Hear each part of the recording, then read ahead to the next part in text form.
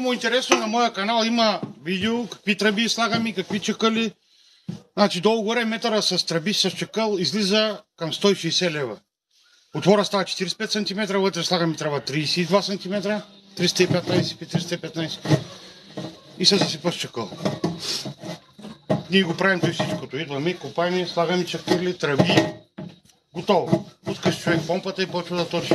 Ако има естествено вода.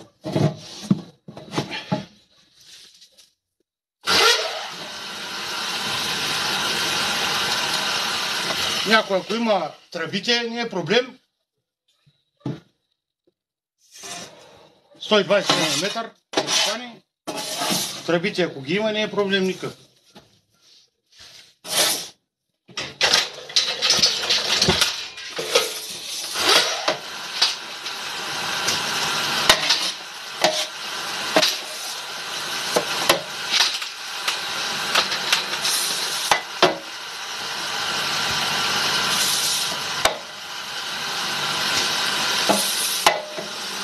Някой ме пита, може да не е толкова голяма, да е по-малка.